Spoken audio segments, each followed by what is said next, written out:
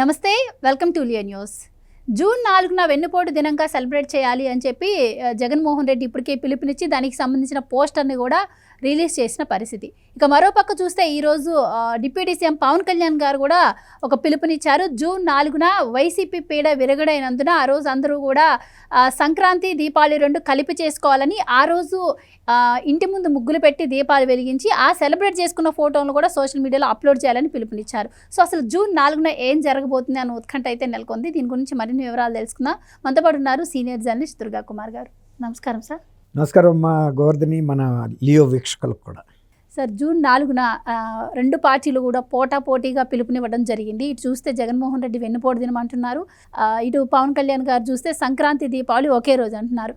ఎలా ఉండబోతుందంటారు? ప్రజలు ఎటువైపు మొగ్గు చూపే అవకాశం ఉంటుందంటారు? ప్రజలు ఆల్రెడీ ఒక నిర్ణయం చెప్పారు. మరి 2024 జూన్ 4వ తారీఖున ఎప్పుడైతే ప్రజా తీర్పు వాటిని ఏమంటారు, ఓటర్ బాక్సెస్ ఈవీఎంలు ఓపెన్ చేసినప్పుడే వాళ్ళ ఆనందోత్సవాలు బయటకు వచ్చేసినాయి.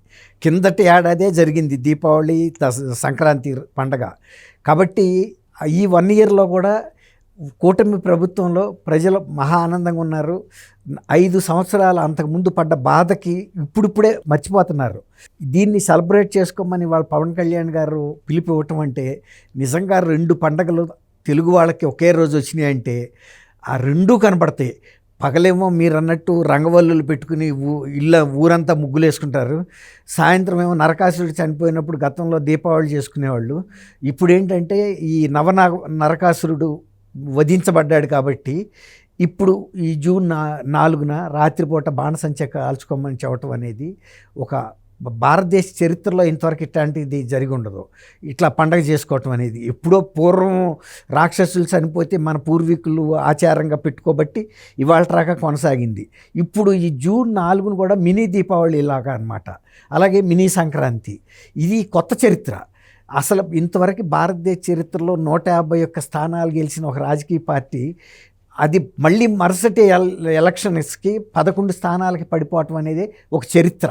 అలాంటి చరిత్ర సృష్టించిన ఆంధ్రప్రదేశ్ ప్రజలు ఖచ్చితంగా వాళ్ళ తీర్పు ఎంత బాధాకరంగా ఉండబట్టి వాళ్ళు అటువంటి తీర్పు ఇచ్చారు. అది సెలబ్రేట్ చేసుకోమని పవన్ కళ్యాణ్ గారు చెప్తే ఖచ్చితంగా సెలబ్రేట్ చేసుకుంటారు. ఇప్పటికి ప్రతిరోజు కూడా ఆనందంగానే బతుకుతున్నారు. మొన్న మహానాడు, గతంలో లేనంత మహానాడు ఫస్ట్ టైం ఇంత భారీ ఎత్తున జరిగింది కడపలో పెట్టినా కూడా అంటే ప్రజల్లో ఎంత వ్యతిరేకత ఉంది వైఎస్ఆర్సీపీ పట్ల. ఇప్పుడు మనం ప్రశాంతంగా బతుకుతున్నాం కొత్త ప్రభుత్వం వచ్చిన తర్వాత అని. గతంలో ఇంటికి ఒకళ్ళు వెళ్తారు చూడండి, పూర్వం ఏదన్నా ఒక పండగ చేసుకునేటప్పుడు ఏదన్నా గ్రామ ఫంక్షన్లకి, అలా కడపలో పెట్టినా కూడా అంతమంది ప్రజలు తరలొచ్చారంటే ఇది మనందరి పండగ మహానాడు అనేది. తటస్థులు కూడా వెళ్ళారు, ఎందుకంటే వాళ్ళ జీవితాల్లో మార్పు కనపడింది. గతంలో దోపిడీకి గురి అయ్యారు. ఇప్పుడు అన్నా క్యాంటీన్ లాంటి మూసేయటం, ఇసుక పాలసీలు కానీ మద్యం పాలసీ కానీ వీళ్ళంతా తాగింది రక్తం ఎక్కడిది? వైఎస్ఆర్సీపీ పార్టీ తాగిన రక్తం పేద ప్రజలదే.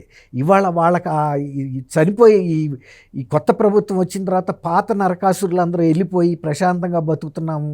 ఈ పండగలో మనం కూడా పార్టిసిపేట్ చేయకపోతే మనం ద్రోహం చేసినట్టు అవుతుందని అంతమంది ఆనందంగా వెళ్ళారు. తర్వాత కడప జిల్లా ప్రజలకి ఎంత ఆనందంగా అనిపించింది. మనం గతంలో 7 స్థానాలు ఇచ్చాము, ఆ మిగిలిన 3 స్థానాలు కూడా ఇచ్చుంటే తెలుగుదేశానికి ఇంకా ఎంత బాగుండేది. వాళ్ళు ప్రజల గురించి పారదర్శకంగా చర్చ పెట్టుకుని మనందరి ముందు మాట్లాడారు. వాళ్ళు కోరుకుంటున్న ప్రజల మేలు కానీ గత ప్రభుత్వంలో లాగా మనం ఎంత ఆర్థికంగా లబ్ధి పొందుతాము, రాజకీయంగా లబ్ధి పొందుతాము అనే ఆలోచన అక్కడ జరగల. అది ప్రజలు గమనించారు. ప్రజలు ఎప్పుడు కూడా ఏదన్నా పార్టీ, ఒక ప్రభుత్వం మంచి పని చేస్తే మంచిని గమనిస్తారు, చెడు చేస్తే చెడుని కూడా గమనిస్తారు. అట్లాగే ఇవాళ కడప జిల్లా ప్రజలు మొన్న ఆ 3 రోజుల పండుగలో వాళ్ళు కూడా భాగస్వాములు అయ్యారు. ఆ 3 రోజుల పండుగలో భాగస్వాములు అయినందుకు ఈసారి ఆ 3 కూడా కలిపి 10కి 10 తెలుగుదేశంకి ఇవ్వాలనే భావనకు వచ్చారని చెప్తున్నారు. అక్కడ ప్రజలకే మార్పు వచ్చింది. ఎందుకంటే తెలుగుదేశం యొక్క చర్చలు కానీ, వాళ్ళ ఆలోచన విధానం కానీ, కార్యకర్తల క్రమశిక్షణ కానీ, పార్టీ నాయకుల భావాలు కానీ దగ్గరగా చూశారు. వాళ్ళ స్కిల్స్ అంటే ఆర్గనైజింగ్ అంటే ఎంత క్రమశిక్షణతో మెలుగుతారు ఒక అని వాళ్ళు కూడా అడుగుతున్నారు. ఇలాంటి క్రమశిక్షణ గల కార్యక్రమం మనం ఎందుకు పెట్టకూడదు రాష్ట్ర స్థాయి దాన్ని అంటే ఏం పెట్టే పరిస్థితి కనపడతలేదు కదా. రెండోది ఏంటంటే పార్టీలో రివోల్ట్ వస్తుంది. ఇప్పుడు గతంలో పార్టీ ఘోర పరాజయానికి ఆద్యుడైన సజ్జల రామకృష్ణారెడ్డిని తీసుకొచ్చి మళ్ళీ ఇతను తప్ప పార్టీకి దిక్కు లేదని పెట్టేటప్పటికి పార్టీలో కార్యకర్తలకి నాయకులకి కూడా చాలా రివోల్ట్. అంటే ఇక ఈ పార్టీ మారదు, జగన్మోహన్ రెడ్డి వైఖరి మారదు, సజ్జల రామకృష్ణారెడ్డి పోడు, ఇక పార్టీ ప్రజల్లోకి ఎట్టా వెళ్ళగలుగుతుంది అనే రివోల్ట్ కూడా వచ్చింది. ఇప్పుడు పవన్ కళ్యాణ్ గారు ఏమో ఈ పిలిపించాడు కదా, మీరు అందరూ దీపావళి సంక్రాంతి కలబోతగా చేసుకోండి, ఇదంతా కూడా మీరు సోషల్ మీడియాలో మీరు చూడండి. రేపు రాబోయే జూన్ 4 రేపు ఎంత ఆనందంగా చేసుకుంటారంటే అది ఓట్ల రూపంలో బటన్ నొక్కి చూపించారు కదా, వాళ్ళందరూ కూడా పోటు ఇంకా కొందరు కూడా చేసుకుంటారు. గతంలో ఇంకా జగన్మోహన్ రెడ్డి ఇంత ఘోర పరాజయం పొందుతాడని అనుకోలే, 175 గెలుస్తాడేమో అని బీరాలు పలికాడు కదా, ఏమో గెలుస్తాడన్న భయానికి వేశారు. ఇప్పుడు ఓడిపోయాడు కదా, ఇక ఇప్పుడు అందరూ కూడా బాహాటంగా చేసుకుంటారు ఈ దీపావళి సంక్రాంతి. ఎవరికి భయపడాలి? గతంలో వీళ్ళు బెదిరించేవాళ్ళు, ఇప్పుడు ఆ బెదిరింపులు లేవు ఊళ్ళో, వాళ్ళే జంకి బతకాల్సి వస్తుంది. ఎందుకు? ఇప్పుడు జగన్మోహన్ రెడ్డి ఒక పక్కన ఏమంటున్నాడు, ప్రభుత్వం మీద తిరగబడమంటున్నాడు. సజ్జల భార్గవ రెడ్డి ఏం చేశాడు, వెళ్ళి సుప్రీంకోర్టులో ముందస్తు బెయిల్కి వెళ్ళాడు. కోట్ల రూపాయలు వీరేమంటున్నాడు, ప్రభుత్వం మీద తిరగబడాలని ఏమో కార్యకర్తలు చెబుతున్నారు, వీళ్ళేమో జైళ్లలో కూర్చోవాల్సి వస్తుంది. పెద్ద నాయకులు వెళ్ళి కోట్ల రూపాయలు ఖర్చు పెట్టి ముందస్తు బెయిల్కి వెళ్తున్నారు. ఆయన చెప్పే నీతులు నియమాలు వాళ్ళ పార్టీలో పెద్ద నాయకులే చేయట్లేదు, మనని బలిపశువులు చేస్తున్నారు అనేది కింద కార్యకర్తల్లో వచ్చింది. ఇక సజ్జల రామకృష్ణారెడ్డి కనుక ఆ పార్టీ నాయకుడు అయితే కిందసారి వెళ్ళి చెప్పు దెబ్బలు తిన్నాం జనంతోనూ. ఇక అందుకని మనం ఇక ఈ పార్టీకి దూరంగా ఉండాలనేది గ్రామ ప్రాంతాల్లో బాగా వచ్చేసింది కార్యకర్తల్లో. రేపు అది మొత్తం కూడా మీరు ఈ పవన్ కళ్యాణ్ ఇచ్చిన పిలుపు ఏంటనేది చూపిస్తారు, బ్రహ్మాండంగా జరుగుతుంది.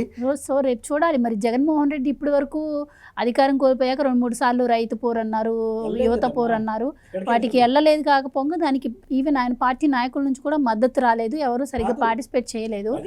సో దానికి తోడు ఈరోజు పవన్ కళ్యాణ్ గారు కూడా పిలుపునిచ్చారు కాబట్టి మరి దీనికి మద్దతు లభిస్తుందా, దానికి మద్దతు లభిస్తుందా అనేది కూడా మరి లేదు. ఇప్పుడు వాళ్ళు మద్దతు అనేది కిందసారి ఆ పార్టీని అంత ఘోరంగా ఓటమి చేయటం ద్వారానే ప్రజలు ఎటువైపు ఉన్నారని తేలిపోయింది. ఇంకా కొంతమంది గతంలో వైఎస్ఆర్సీపీకి ఓటేసిన వాళ్ళు కూడా మనం తప్పు చేశాము, ఈ పార్టీకే వేయాలనేది ఇప్పుడు వాళ్ళు ఇంకా నిర్ణయించుకున్న తర్వాత ఇటువైపు ఉండవని చూపిస్తారు వాళ్ళందరూ బహిరంగంగా. అది జరుగుతుంది. Right sir, thank you so much. Thank you అమ్మ గోవర్ధని, మన వీక్షకులు. Please subscribe to Leo news for more videos.